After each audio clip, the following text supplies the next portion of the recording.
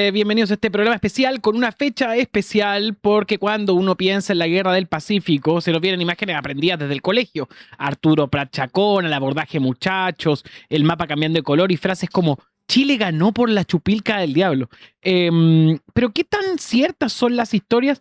¿Fue realmente una guerra inevitable? ¿Se peleó por patriotismo o por plata? Hoy en este especial de turno en vivo nos metemos de lleno con uno de los episodios más importantes y también polémicos de la historia de Sudamérica. Vamos a analizar junto a Fernanda Toledo, por supuesto, las consecuencias e intereses económicos y asuntos tras el conflicto y los mitos que aún se enseñan en colegios y circulan en redes, junto a una persona que nos puede desmitificar y contar la verdad y la realidad de todo esto, el profesor Francisco Vidal. Profesor, muy buenos días. Buenos días, ciudadanos. Buenos Aquí días. estamos. Un poquito resfriado, pero con ganas todavía. Es por eso que es indispensable partir preguntándole en este contexto, primero, ¿cuál fue la chispa de la guerra? Que es una duda que siempre queda para los que nos ven y dicen, ¿cuál habrá sido el motivo que decantó todo este escenario? A ver, es imposible la chispa sin contexto. Sí. La relación de países que van naciendo, ¿no? Perú, Bolivia, Chile, había sido compleja antes del inicio de la Guerra del Pacífico. Pero además paradojal. Chile agredió a Perú y Bolivia en 1836 porque Diego Portales tuvo una visión inteligente y sostuvo que si se configuraba y se consolidaba un solo Estado, la suma de Perú y Bolivia, bajo el mando de un líder boliviano, Santa Cruz, era absolutamente previsible que el tercer candidato para esa integración bajo la conducción de Santa Cruz era Chile. Y eso llevó a Portales a vencer bastante resistencia, tanta resistencia que lo mataron por eso. Porque Portales logró que el presidente en ese minuto, Prieto, mandara una expedición a derrotar a la Confederación Perú-Boliviana. Ahora la Confederación Perú-Boliviana también tenía enemigos internos. Una parte de los peruanos no estaba de acuerdo con la hegemonía de Santa Cruz. Cuento corto, Portales fusilado el año 36 por una unidad del ejército, Regimiento Maipo, guarnición Valparaíso, que se niega, rechaza la ida a la guerra. Mira, ¿ya? Es el primer dato. El segundo dato es que tuvimos una guerra bien especial entre Chile y España en 1864-65. Pero la participación de Chile en esa guerra, porque fuimos solidarios con Perú, porque España se pegó una especie de vichineo por la costa del Pacífico Sur a ver si podía volver a tener lo que tuvo. Esta es una guerra de una escuadra española. Entonces la escuadra española bombardea Callao, se toma una hacienda, y Chile solidariza con Perú. Y la respuesta española es bombardeando y quemando el puerto de Valparaíso. ¿Vamos? Impresionante. Tercer dato. Miren, todo es paradójico. Todo el contexto. Tercer dato. Perú y Bolivia firman un tratado secreto Traición. contra Chile en el año 1873, que se supo después, obviamente. Y ese tratado secreto es muy simple. Si Bolivia entra en guerra con Chile, automáticamente Perú entra en guerra con Chile, o al revés. Ya, era como tenían un acuerdo de equipo. Exacto. En ese contexto, vamos al fósforo. Un tratado con Bolivia determinó que me parece que entre el paralelo 23 y 25 era una zona boliviana, pero podía tener inversión chilena. Y esa inversión chilena en la salitrera, a propósito de la contingencia, tenía una invariabilidad tributaria. Mira, se repite. Se repite la historia. Bueno, el dictador boliviano rompió ese acuerdo y en consecuencia elevó los impuestos a la empresa chilena. Ese es el detonante que abre a los contextos que les mencioné, abre la tesis de que muchos de los accionistas de esa empresa eran parte de la élite chilena, tanto en el Parlamento como en el gobierno. Ahí está. Y de allí entonces viene la tesis que en vez de llamarle Guerra del Pacífico, que geográficamente es eso, los últimos historiadores hablan de la guerra del Salit. Claro, lo sitúan en el negocio. Lo sitúan, pero obviamente las cosas son mucho más complejas. Una pregunta, cuando hablamos Pero mira, de guerra hoy en día, hablamos de eventos en tiempo real, tuiteo, declaraciones. ¿Cómo se movía la información? Porque lo que está contando... Todo es más lenteja. Todo es más lento. Obvio. Ahora, una vez que el gobierno de Chile, Aníbal Pinto, Claro. liberal, frente a la violación del acuerdo comercial por Bolivia, lo que hace es tomar la decisión de invadir Antofagasta, el puerto de Antofagasta. Creo que eso es el febrero de 1879. Y ahí formalmente en los hechos se inicia la guerra, no obstante que la declaración de guerra contra Perú es en abril, etcétera, etcétera, etcétera.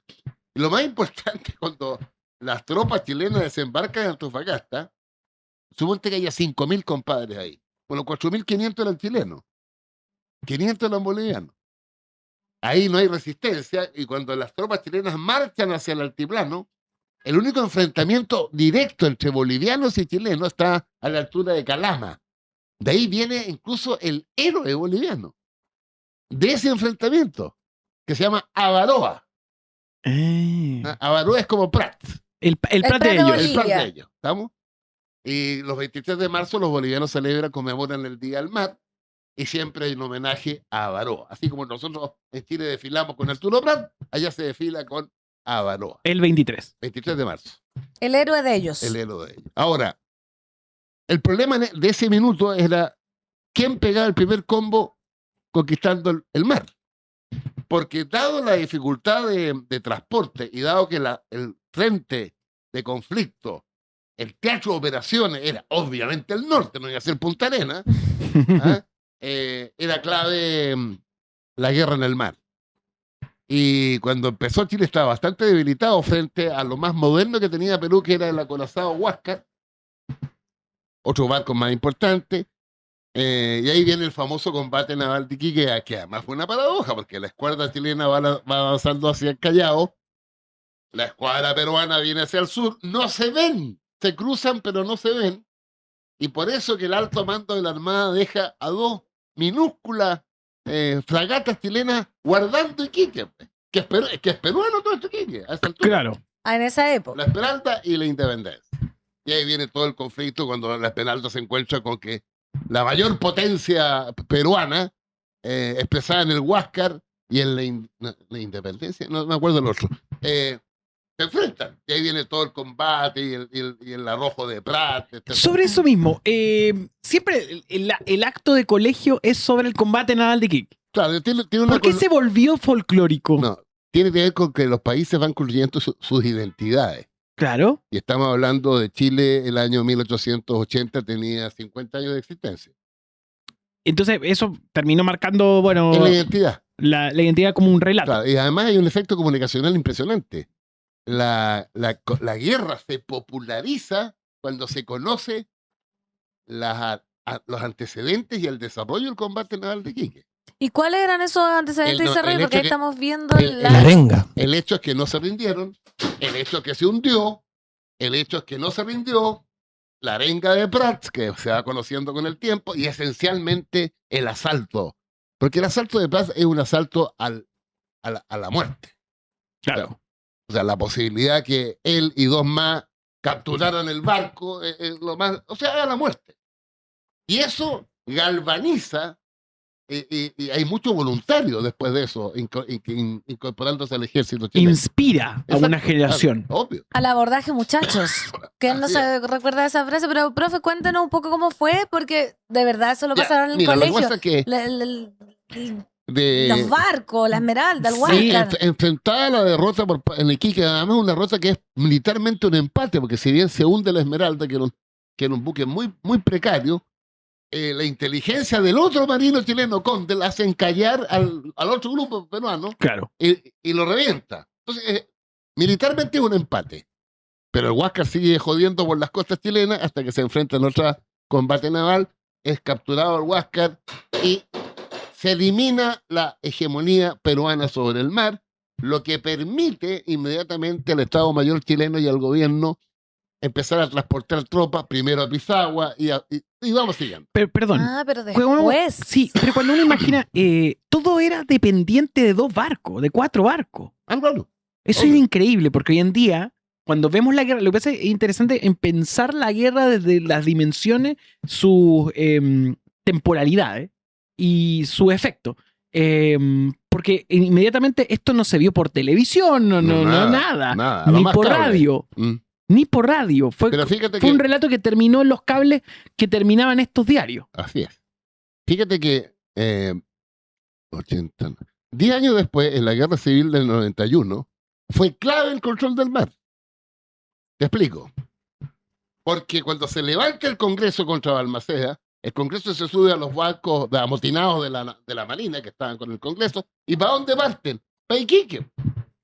¿Por qué parten para Iquique? Para tener el negocio de control del salitre, para reclutar soldados de las salitreras, Claro. que son armados, financiados y vestidos por Mr. North. Ujú. ¿Ok? En consecuencia, uno de los elementos que se sostiene que permitió el triunfo del Congreso es que Mr. North, el rey del salitre, Claro. con sus relaciones en Europa, logró que 2 acorazados pedidos por Balmaceda, que están a punto de ser entregados, no se entregaron. Si se hubieran entregado esos acorazados, en una de esas la guerra cambia de resultado. Porque tú sabes que cuando vinieron los congresistas del norte, ¿dónde desembarcaron? En Concón, pues. ¿De dónde venían? De Iquique.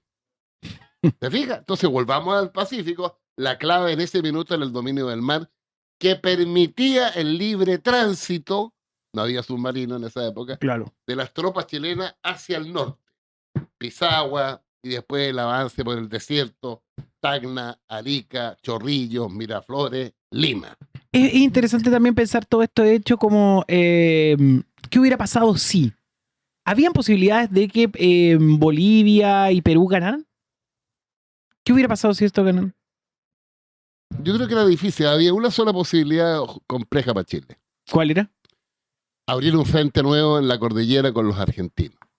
Ah, Y los argentinos abusaron de esa posición y lograron en plena guerra del Pacífico chantajear a Chile para que la Patagonia, que nominalmente era chilena, pasara a Argentina.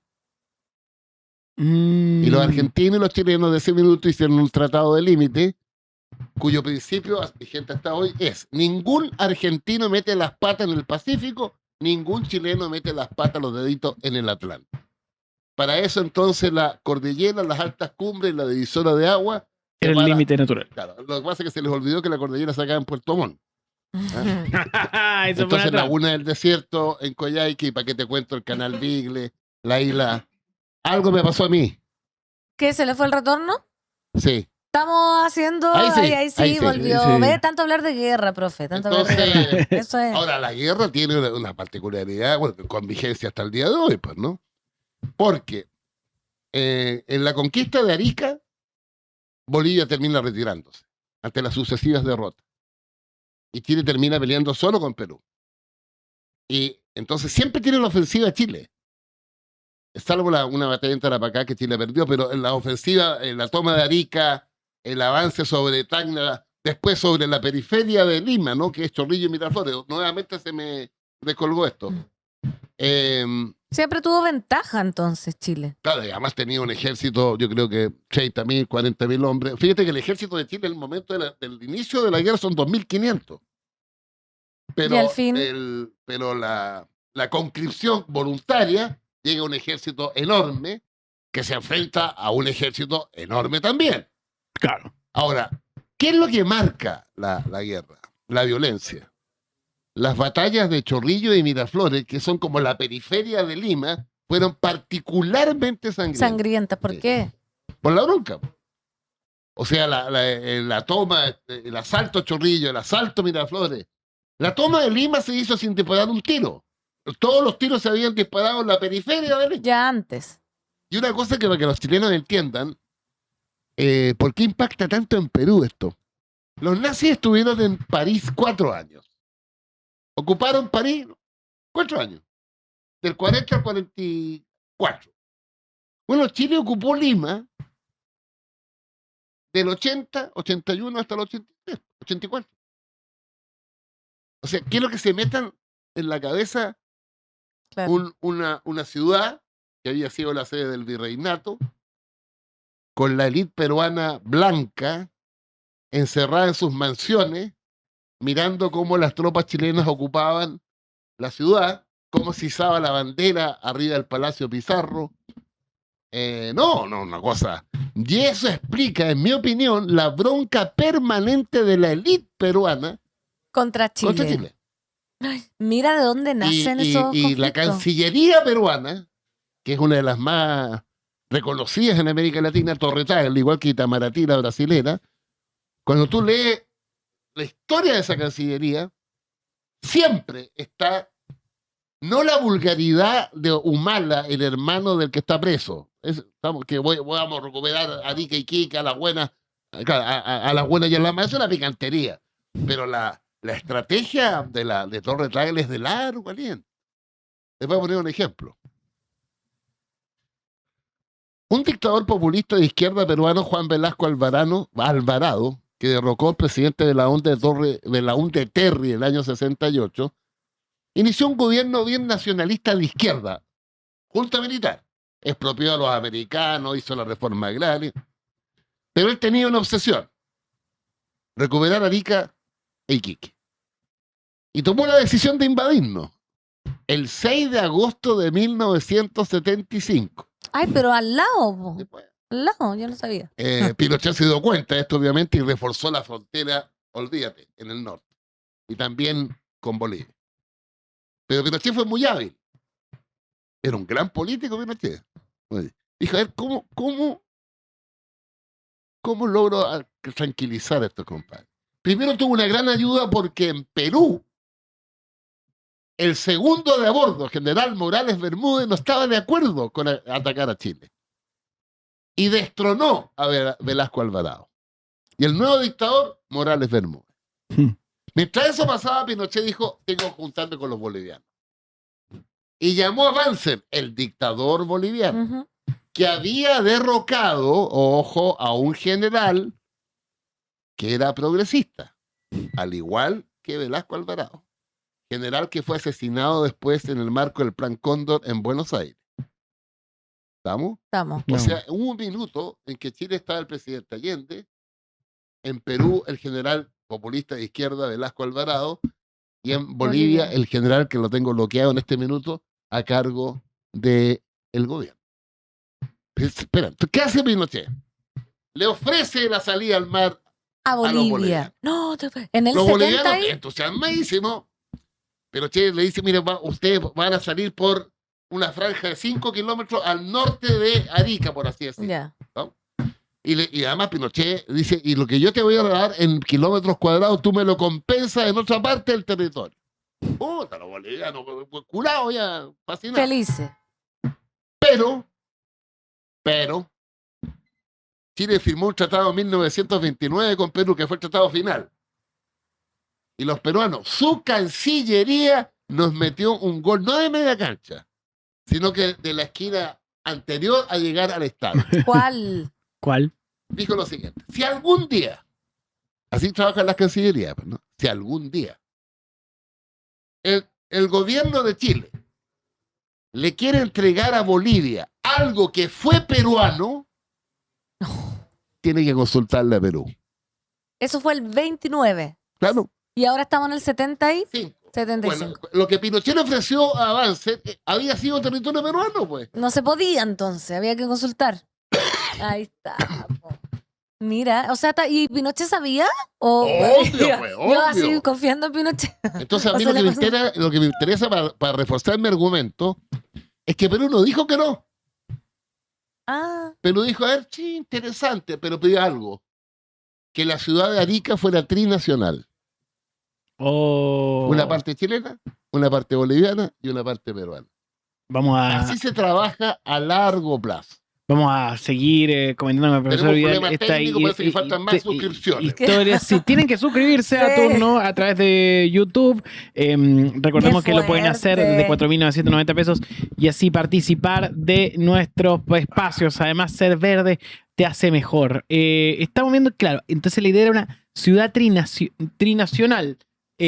Ciudad trinacional era el Arica. concepto. Oye, pero Pinochet Ahí está el también mapa. ahí tirando mentiras para negociar.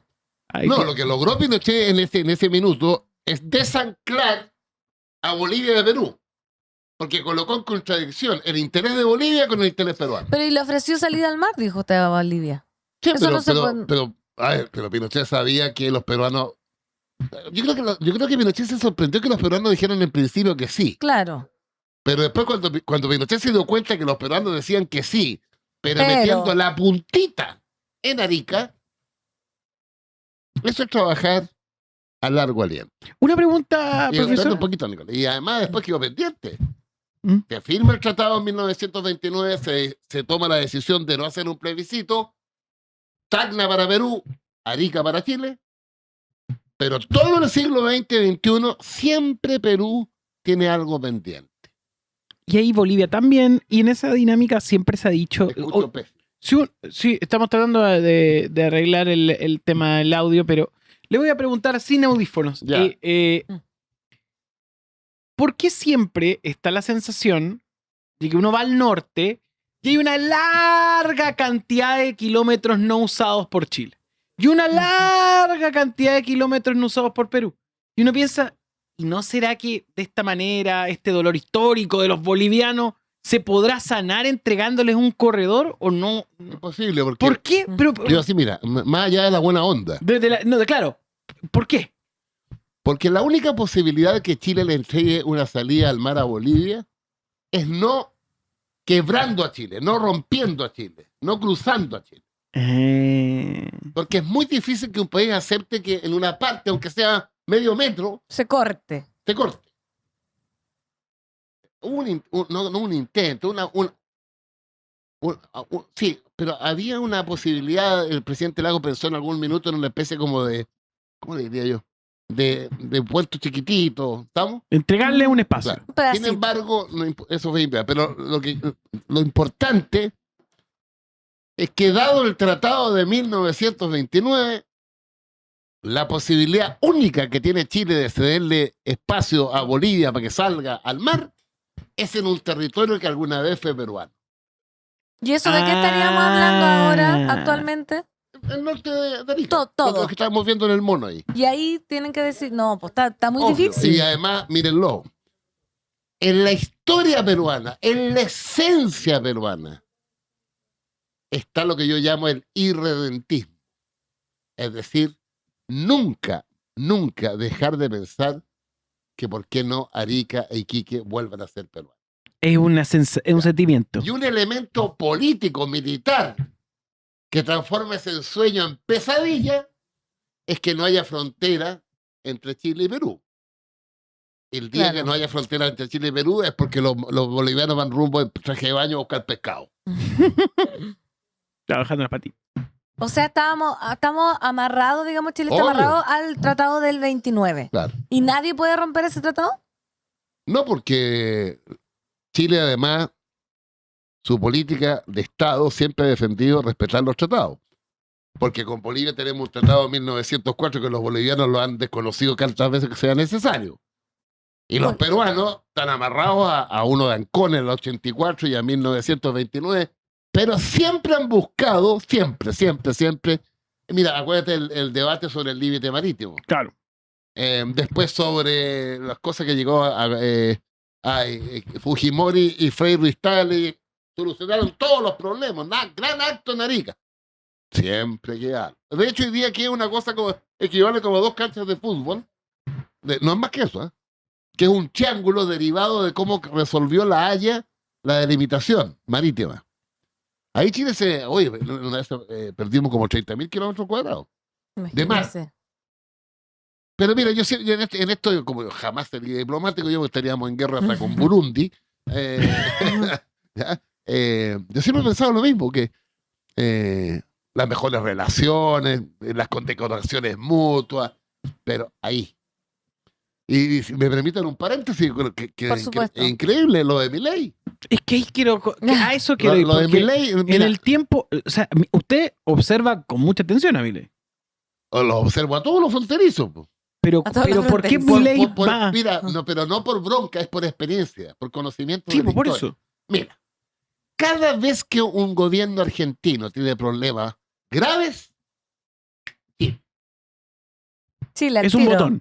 evidencia número 1, dictadura militar Videla, Macera, o sea, unos criminales, Claro. ¿estamos? Crisis económica, una especie de vigi, Sergio de Castro allá que se llama Martínez de Oz, Claro. aplicando el mismo, crisis económica. ¿Qué es lo que hace la Junta Militar de Argentina? Tan anticomunista como la chilena. A invadir Chile. Bueno, y el plan de guerra de Argentina se desarrollaba el 22 de diciembre de 1978, implicaba la invasión por Libertadores, Los Andes, San Felipe, Santiago, Valparaíso, Viña. ¿Tú sabes cuál fue la alegoría del jefe de las tropas del tercer cuerpo de ejército con asiento en Mendoza al momento de partir sobre Chile? ¿Cuál fue? Muchachos, a tomar el aperitivo en La Moneda y a mear en el Marga Marga. Vaya frase. La otra era quebrar por Puyehue, Osorno, y la otra es tomarse toda la Tierra del Fuego y es bien antiguo. Y tenían el potencial militar. 3-1. Y hoy en día cambió la cosa. Espérate, 3-1. Pinochet hizo una cosa impresionante. Primero, la diferencia comunicacional. Los argentinos hicieron de esta preagresión un acto comunicacional permanente. En las estaciones de Buenos Aires partían los soldados al sur por canal de televisión Red y todas las familias con pañuelos. Ya era como una aventura. En Chile yo creo que se movilizaron un segundo ejército, unos 80.000 compadres, piorita. Lo único que se fijaba uno en Chile, sí que se fijaba, era que los techos de los hospitales tenían una gran cruz roja, que es el protocolo de los hospitales cuando las ciudades van a ser bombardeadas. Claro. ¿Estamos? Ujú. Un despliegue de fuerzas chilenas hacia Magallanes. Los carabineros, varios miles de carabineros, partieron a las trincheras. Toda la cordillera fue cubierta por las tropas del ejército de chilenos con función de defender la cordillera. Y además se reforzó la frontera.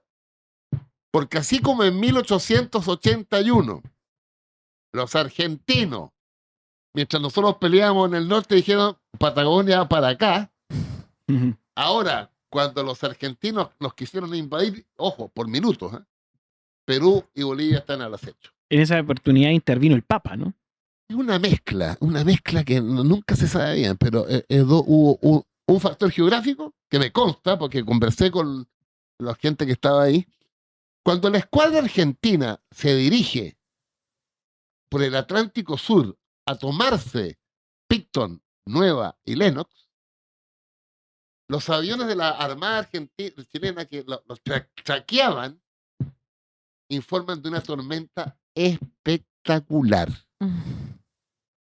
Y la Armada Argentina da la vuelta en U. Se vuelve.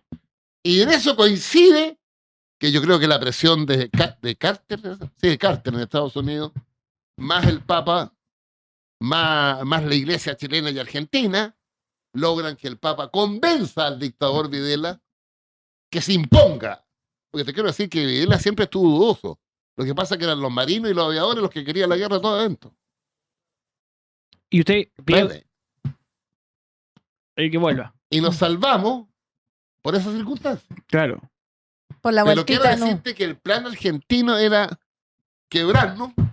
Yo no sé qué hubiera pasado, Yo no me imagino una guerra abierta con los argentinos, donde la instrucción para los chilenos es que si perdíamos en la línea de batalla, cada soldado sobreviviente se transformaba en guerrillero.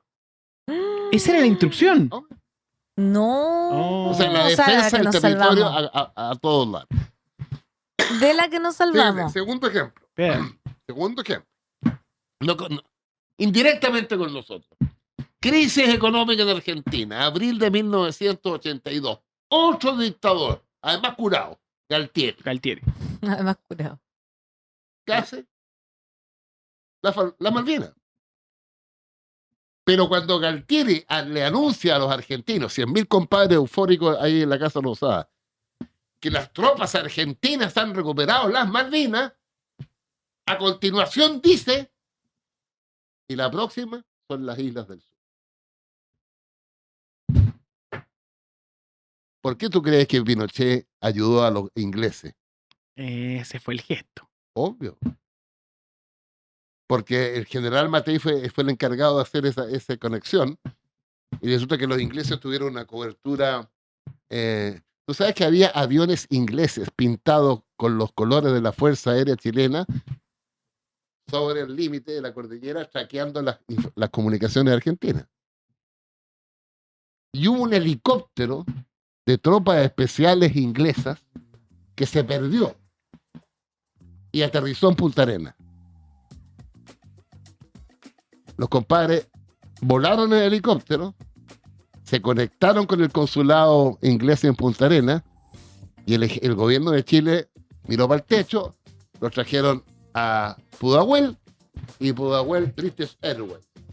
Pero, ¿verdad? Ese segundo Entonces, ejemplo. lo que te quiero decir es que Chile tiene vecinos que tienen fases de buena onda, pero pero la historia te indica que gobiernos inestables tienen la tendencia a mirar la historia para colocar la atención en el vecino y no para adentro. Y poner inmediatamente Obvio, a ver pues, si, como obvio. dice usted, meter Los la bolivianos- puntita. Los bolivianos cada vez que tienen un problema, el mes del mar, pues. Sí, pues sí es cierto. Sí. Profe, y volviendo al 21 de mayo, que estamos haciendo este especial en turno en vivo, me gustaría que hablara un poco de la imagen de Arturo Prat, este hombre, héroe Lo que pasa es que militar. Prat, a ¿Será el través del último? tiempo se conocieron otras cosas que lo Por hicieron, eso, por sus lo que lo cositas. hicieron no solamente un héroe militar, sino un héroe civil.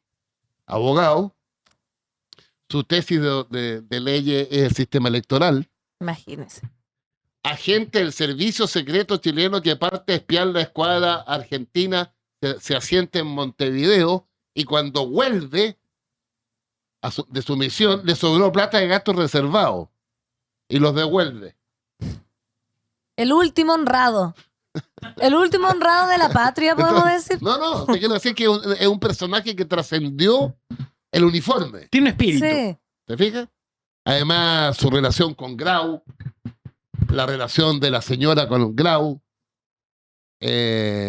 Grau y Pratt son de otra época, no son Trump y Netanyahu. No, po. Claro. Hay una cierta tradición histórica naval de respetar al adversario, aunque esté derrotado. Entonces, yo te diría que Pratt, más allá del desfile del 21 de mayo, el discurso, la retórica, es para mí un héroe militar naval, pero también es un héroe civil. Sí.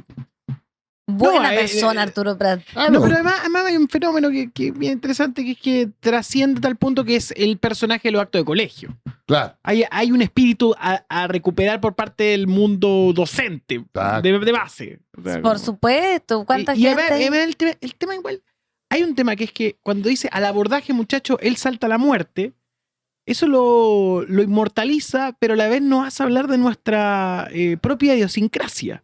Obvio.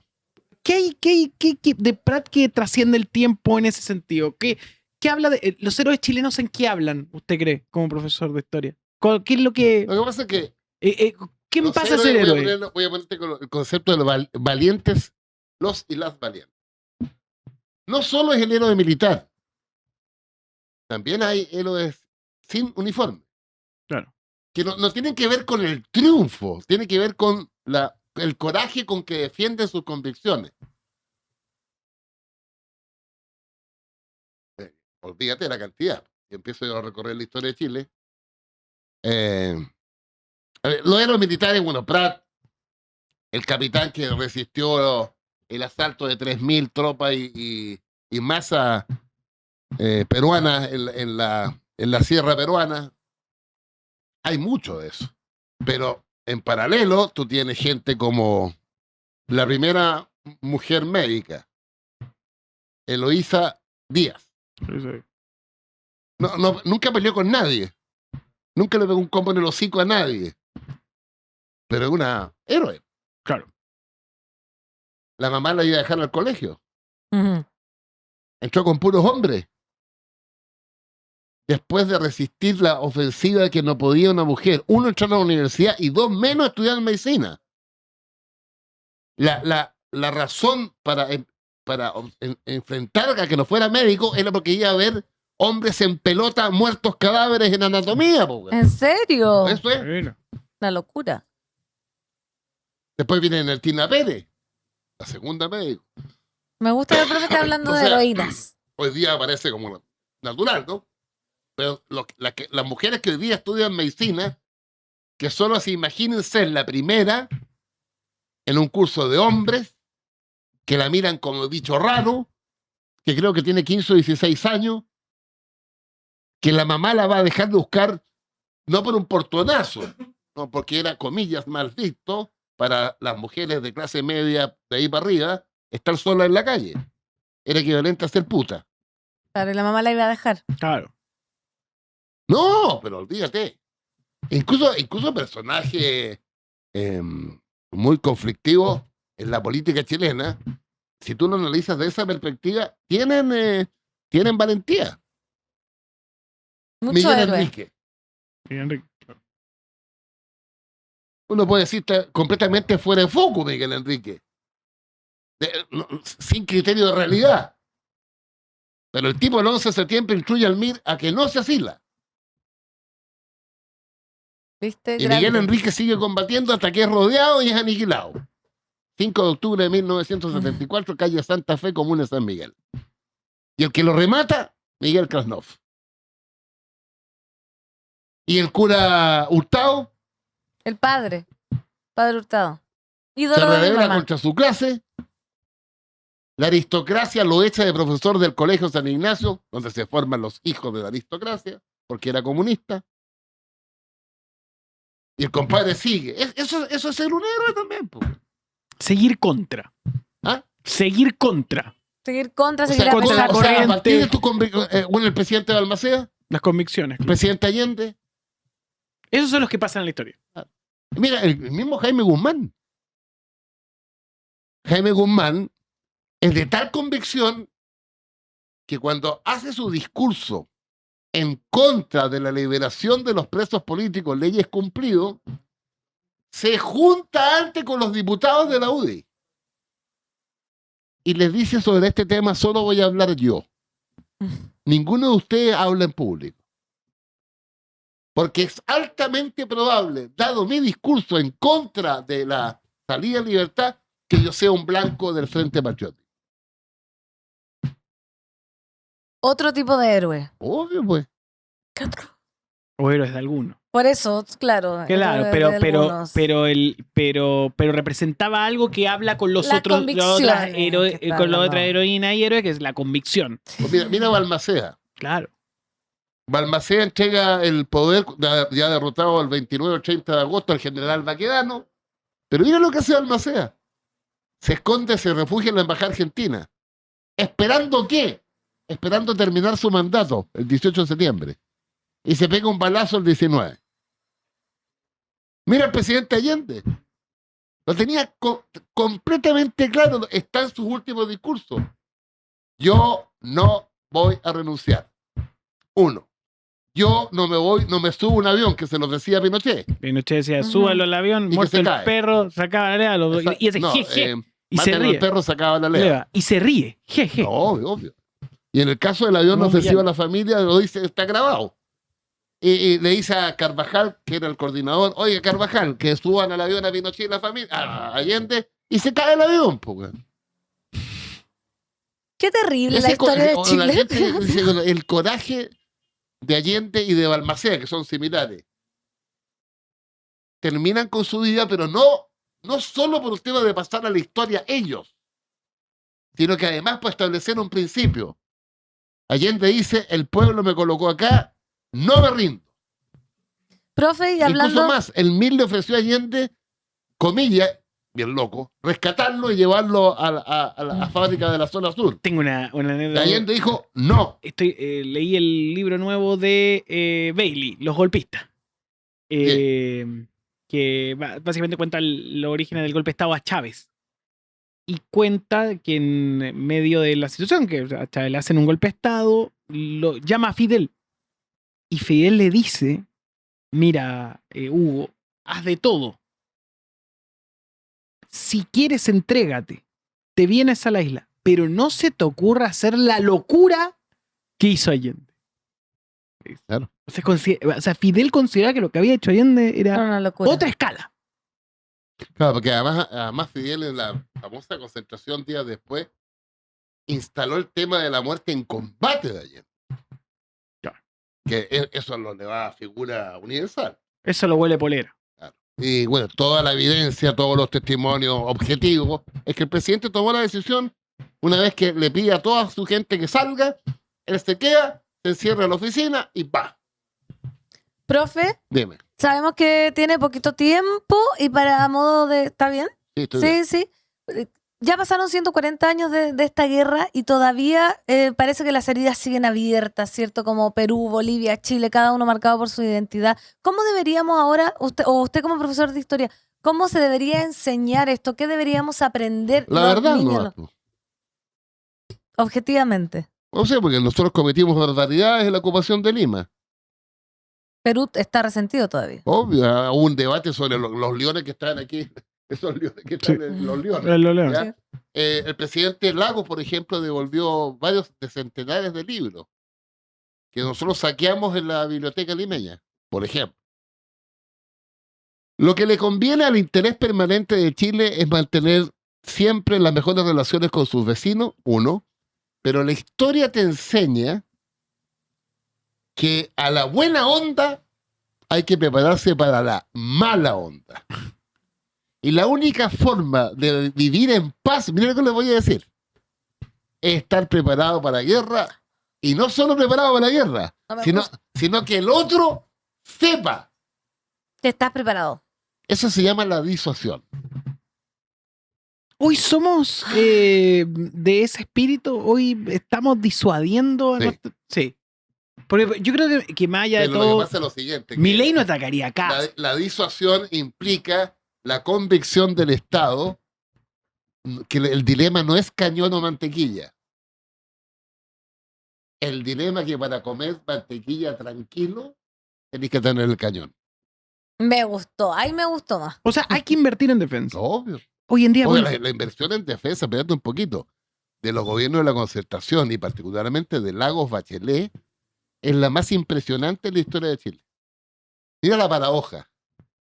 Mira la paradoja. La flota, una escuadra de 8 fragatas, 4 submarinos, la Fuerza Aérea, la más poderosa de América Latina, compitiendo con Brasil.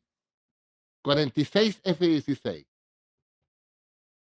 Los argentinos están vueltos locos porque Milei compró 24. Los peruanos vueltos locos porque 24. Y el ejército, su brigada acorazada, los Leopard. Ahora, eso, ¿cuál es el principio de la democracia? Que el Estado le da a las Fuerzas Armadas el equipamiento y el monopolio del uso de las armas, con una condición: que ellos no la usan autónomamente. Claro. Es el soberano, a través del presidente de la República, que dice sí o no. ¿Y nunca nosotros nos hemos tentado de ir y atacar a los No. vecinos? ¿Por qué Chile ¿Sabes no? tú por qué? Porque después de la Segunda Guerra Mundial, el país que agrede podrías tener una victoria pírrica. ¿Cómo así? O sea, puedes ganar algo de territorio, pero después Se te viene encima un grupo. las Naciones Unidas, los países más importantes. O sea, mira, nunca es bueno ser matón, ni en la casa, ni en el barrio, ni en el vecindario. Pero, por ejemplo, hoy día Milei se parsea con Netanyahu. Le va a bailar. Obvio. Eso también es un acto político que Obvio, uno puede pero interpretar. Milei con respecto a nosotros, espérate un poquito. Que eso voy. Un almirante argentino hace como 2 semanas dice Sí, no po. que el estrecho de Magallanes, la boca oriental es Argentina. Y Milei argumenta que la plataforma continental, en su proyección a la Antártida, deja a Chile sin Antártida. Y Milei construye una base naval con los americanos en Ushuaia frente a Puerto Williams. Lo que pasa es que cuando la Gallá se pierde, es cuando hay gente en Chile que le encanta la motosierra de Milei, pero no cacha que al lado de la motosierra está el interés argentino de expandirse. Podemos tener el más derechista gobernante en Perú, que es bien difícil. ¿Estamos? Pero mira lo que hizo Humala, hombre. Que fue noticia en todos los medios peruanos. Que el que pasa segunda vuelta de izquierda, Sánchez, hasta antes que habló Humala, lo tenían los actos en las concentraciones. Y le ofrecía ser ministro de Defensa. Antauro. Y el compadre agarró vuelo y dijo, si yo soy ministro de Defensa, vamos a la guerra con Chile. Bueno, y ellos Pero tienen un mira. montón de problemas internos, por tanto, una buena forma de poder unir y construir una narrativa respecto al avance de una nación en un contexto de conflicto. Sí, po. Digamos que si el que gobierna acá ahora, que el presidente Kass estuviera en una necesidad de unir al país en torno a una causa, las guerras siempre pueden ser sanas. Siempre. Y si Pero está del pasa lado que de un loco nosotros- que también quiere el otro. Nosotros, como no Ojo, no estoy tenemos... diciendo que eso vaya a pasar. Chile, como No, no, por tiene favor. reivindicación territorial, es difícil que monte una causa externa. Hay un antecedente que fue ridículo. En 1920, campaña de Alessandri Barros Borgoño, un ministro liberal, ya se me olvida dar lo mismo, la guerra de Don Ladislao se llama. Don Ladislao inventa un ataque peruano y traslada a las tropas de Santiago al Perú para levantar el espíritu nacionalista. Ese espíritu llega a tal punto que la FECH, que es pacifista, es asaltada, saqueada y quemada por los fútiles de la época, cuicos de hoy día. La sede está en la calle Ahumada, todos los libros para abajo, todos los muebles, hoguera. Y un estudiante, Domingo Gómez Rojas, es encarcelado y el juez le tenía tanta mala que lo manda a la casa Orate y ese estudiante muere dentro de la cárcel de los locos. Domingo Gómez Rojas, el primer mártir de la fecha. ¿Qué tal? Me tengo que ir. Pero-